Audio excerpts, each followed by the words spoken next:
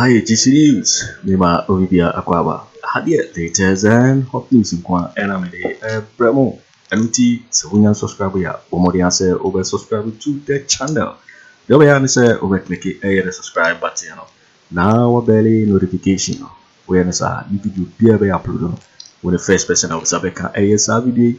I feel we are now like video and give us a thumbs up, now feel share my offer for us now when you be here now and some Koso Ghana Memohano. I feel your bura and some other toy Yaposo. Yeti a yes, Uncle Moya Kosi Sassimi about to get Yeti home. In the history of this country, going into an election. And galamsey no akame about enya by accident.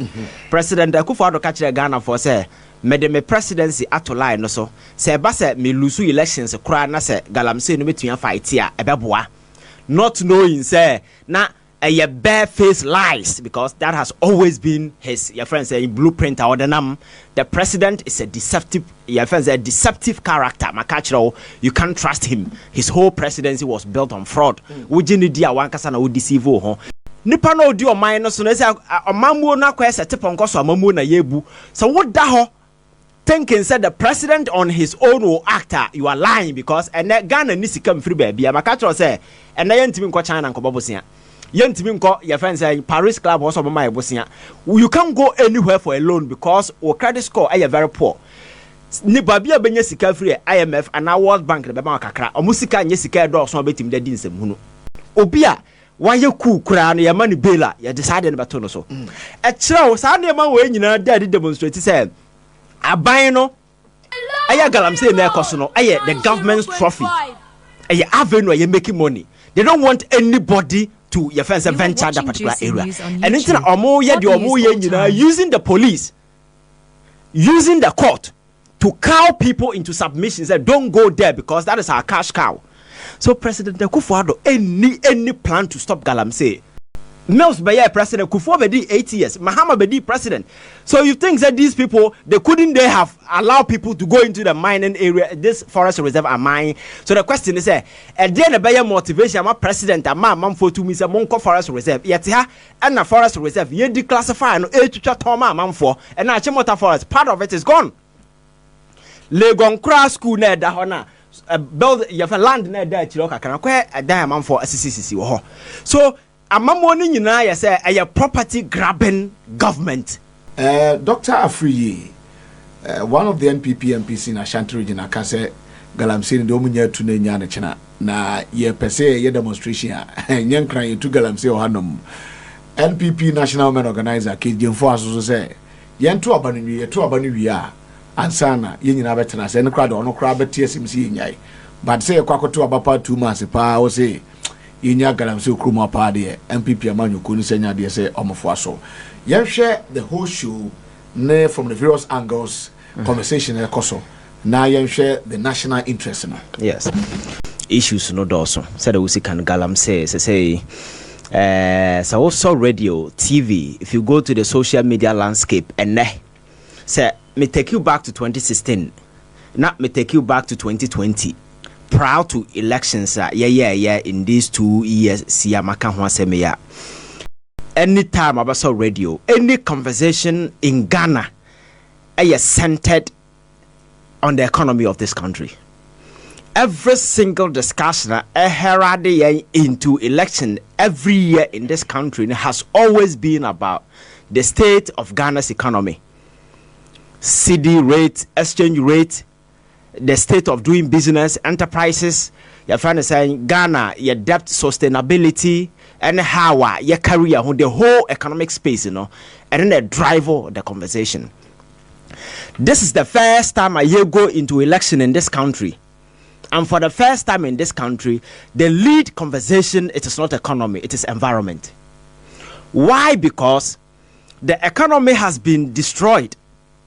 Economy of Ghana has been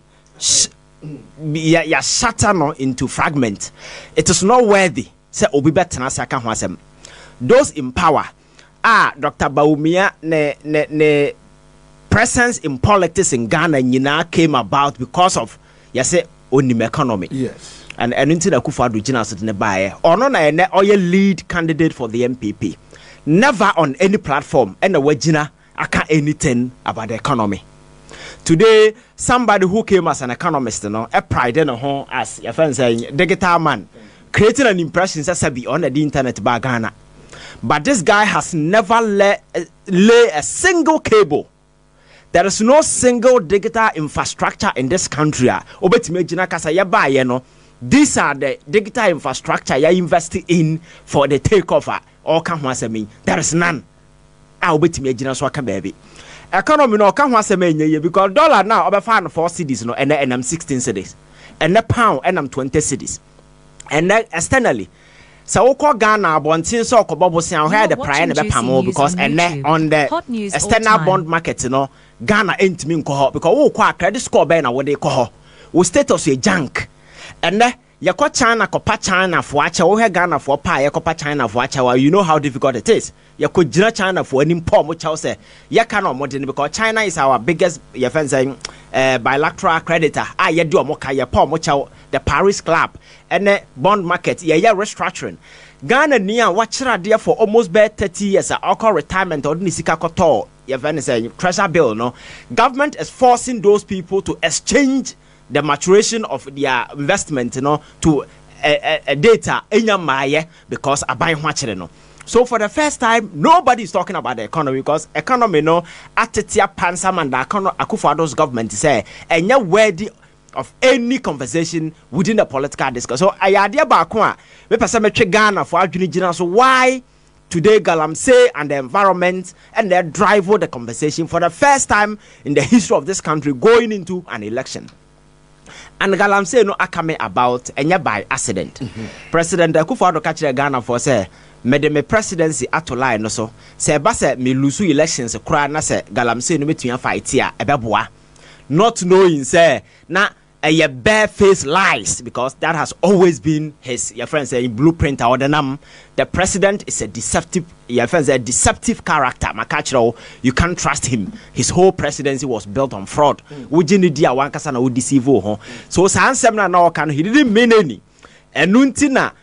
From that day, besi enne galamsey na koswa to the stand say ne abewura ye hwena no ema yensuo over the years and a source of water Ghana for ne omanfo mutim krase Ghana Water Company ejina so a supply so to the people of this country and akwa ne sanso no nyina aye poisonous. Me who research bi adabontin say yam ene cassava ne nema every Ghana echo US no omo aye some research and investigation who say Ninjina contain high level of metals all because of this galamsey. This is how menacing the situation has become. This is how dangerous the situation has become. And now we sound that then what is the level of commitment on the part of the executive say wona wukura power to ensure that some of these things and they are crack it down on individuals or more yes way. State no committee a single resource into investigating why they took galamsey say. There hasn't been any single paid for investigation. A state no sponsored. Fortunately, no individuals are in their private enterprises, are taking upon themselves. Ubenya the fourth estate, investigation at the names Abeto Abonteng. Ubenya Anas, investigation at the names Begu Abonteng. And in the middle of all these investigations, I cause no watch and yet ordinary person be a teacher nibi or tell kurase and an edema tell daw. A high ranking government official, people sitting at the higher echelons of political power, individuals are liberty or more executive tag, and these people are in the forest mining. And as I say, President Akufo Addo also in the presidency at all lines, so say wafakrata. Asanya executive instrument. Your first LI 2462. Man for the power says say there, Mama Kwan, go to the forest reserve, Munko mine, and it is going on. Individuals know the mono and your ordinary person or your party panning for be any momo and also Sasanya man. So at the end of the day, Sir galamsey jin samuna sa wopo be or babwamana fight here. You cannot rely on the president. So bet me bibi. And until citizens ni nyina tenase ya hu se nipa na odi o man no so na se amamuo na kwa se Tibonkoso amamuo na yebu so woda ho thinking said the president on his own will act, you are lying because and that Ghana needs to come free baby. I'm a catcher say, and I ain't even got China and Kobosia. Yentim ko your friends say Paris club also my bosia. You can't go anywhere for a loan because our credit score are very poor. Ni babia benye sika free IMF and our World Bank the bema kakra. Omusika nye sika do so betim de din semhunu.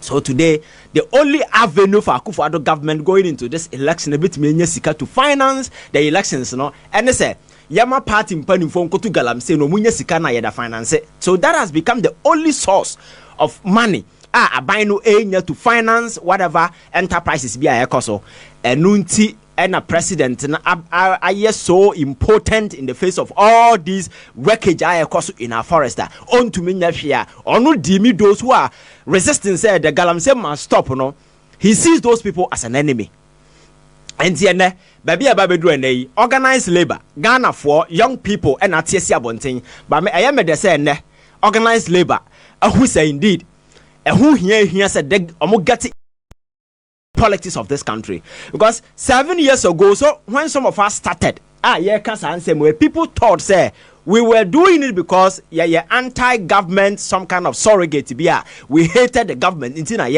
People thought say oh among for them Akufo Addo asem but and akwaba be who some these people are now coming to the realization say buying burning the one team greed and the passion to destroy and okura na yes obi na time no ayene omunyina who said there is the need to get involved. I started here said the bab sika no with this Senate hotel sales when they demonstrated say indeed there were an enormous power on media control government to do the right thing. And then me amaso Matthew say Roman Catholic for under 11 for more demonstration. Yeah. About galamsey over the years say nya clergy Emo ye involved in this particular thing. Na ye nkotene nwura mu nkoto ye nara ya assassine because my culture say by phone to galamsey, bosumi ntu galamsey, e na honhomfi entu galamsey. Eye wuntumi ni nuanom na etu galamsey. Ye ni momo concession we know where they are mining. So we are serious as a man of God. The best thing to do is to go to the corridors of power and vent your anger on the president, tell him to do the right thing. But then you say it is never too late. Babaka, it's all good say na nyina ya babejina ha ya kabom say no the fight against galamsey no must stop. But there's a who say president I say nakoma apirim and he's not bothered.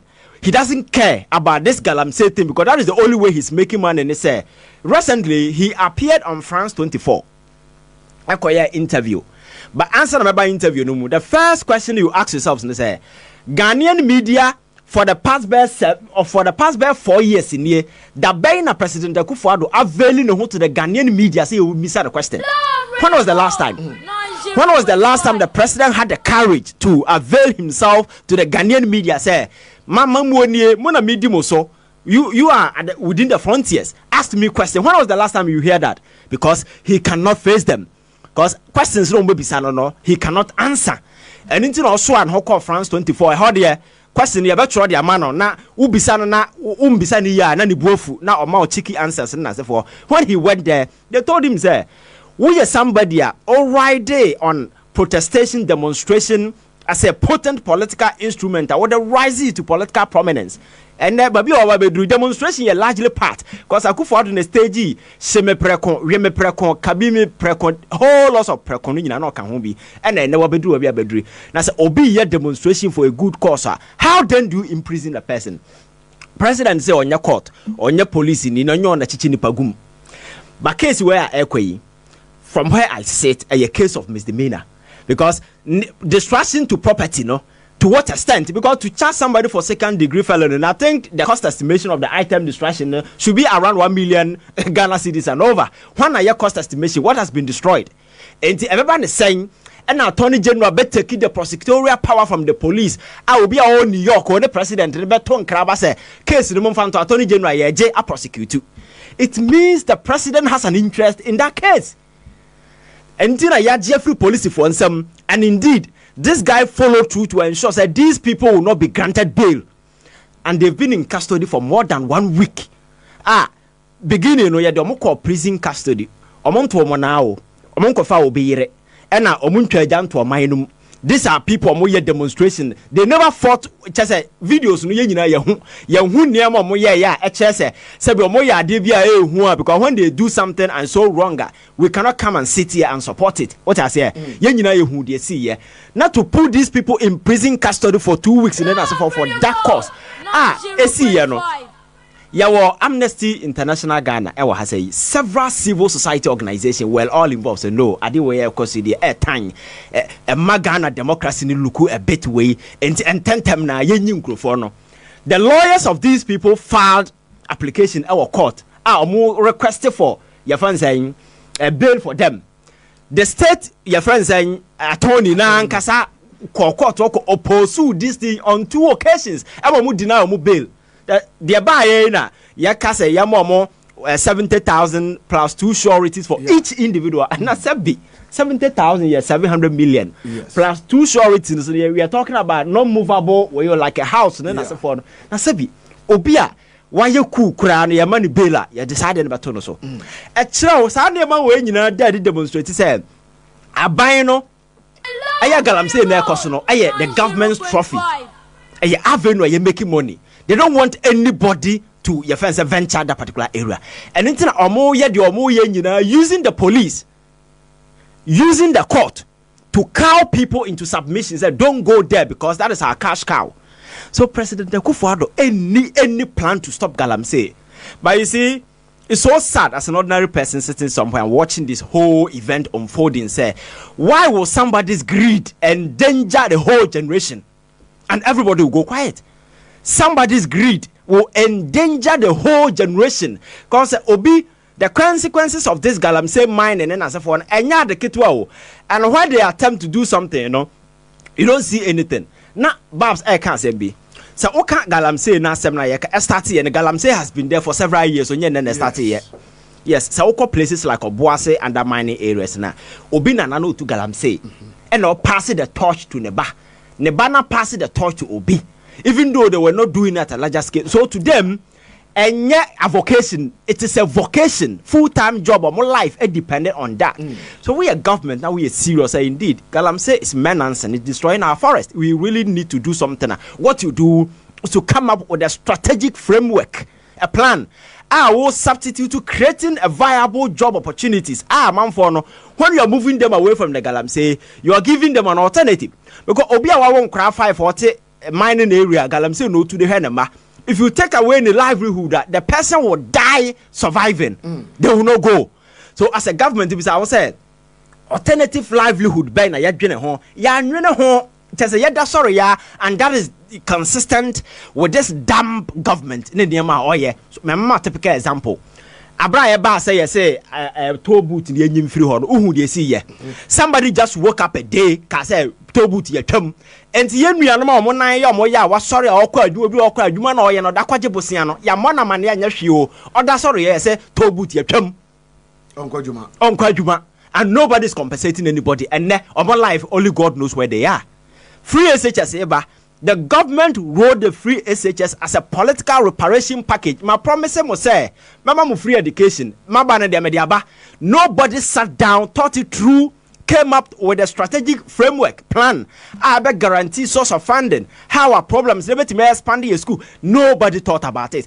Kasi ya de bana de patapano one side after and a hunsun sanso and that's what we see a neck. Sana galamsey de no kokoye. And we cried there, or the only thing they did, they say. Nipa na omutu galamsey no our communities no you stop your mo and you give you power and everything to party people to mine and one necessary and a mine na koswa ne Ghana for nyina who said no see ya transit the near to a bind so a bind ni beye bibia. And at this point there are people you expect to say omo kasa se binyansa bebam because you see so leadership position around sometimes it's not always about the Owusu say you gauge the mood, the pulse of the country, sentiment being expressed by the people nationwide. Every single television, radio station is talking about this. And you have high-ranking officials in government. Me to say as a woman organizer, baby say, galamsey ni do stopping and then stopping or chana. No more best stop it. Now more be lose election. You say, Papa be a friend Gideon Boakye Agyarko. Or say Ghana for a hypocrite na. I didn't know Odo River Daho. Na your friend say I'm for complaining about rivers are then soon as for, and this person they tell you this person is a PhD holder. So sometimes you begin to wonder.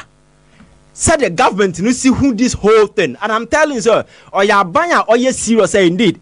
The fight against galamsey, no, are you ready for it? When you make this comment, some certain sanctions will follow. And again, me to say as a mineral commission boss say, John Mahama pencil na your friend is saying, "I'm for 2 galamsey." No, mama. When the car say John Mahama pencil, I'm for 2 galamsey. And I say John Mahama pencil, I'm for 2 galamsey. Does it mean say, baby, we should all go quiet and fold the arms because John Mahama has been out of power for 7 good years. For Christ's sake. You say you are coming to make things better. So it is childish and infantile. So stop it for anybody on his right senses at this point in time to make a reference to 7 years ago. As I see, when we know the problem I are very real. And people who are into the galamsey are high ranking government officials are minimum. The question is, to stop this galamsey. And my proposal is quite simple. We are Ghanaian, we are average Ghanaian youth, wherever you find yourself, or community. So who's a man for air saying the best thing you can do, no violence. Make sure say you arrest the people and take them to the police. Whether they will act or not, that is up to you. But no violence, young obia, stop the people because Abina has demonstrated that Abina Tibonkoso, Abina would when it turn so or kidney no level in Abasai. They won't do a 10 to ensure that they protect our environment. Because to have the audacity at this time to give authorization to people to go to the forest reserve. Forest reserve now you can't have no. Abeto ho Kwame Nkrumah pencil.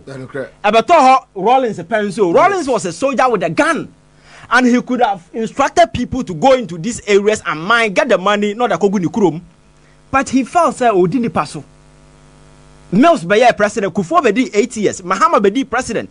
So you think that these people they have allowed people to go into the mining area, this forest reserve and mine. So the question is then the Baye motivation, I'm a president, I'm a man for 2 means a monko forest reserve. Yet here and the forest reserve, you declassify and man for and now Chimota forest, part of it is gone. Legon Cross School near Dahona build your land near there Chiloka can acquire a diamond for a CCC. So a morning you know, say a property grabbing government. Ah, yes, Sunday, and the answer son and Tamanko, young 2 gold in Tamanko and Yesika. Now buying for front of bar, that will be our end. So to them, if you take away the politics now, who may say a complete steal hour, whichever way, whichever means.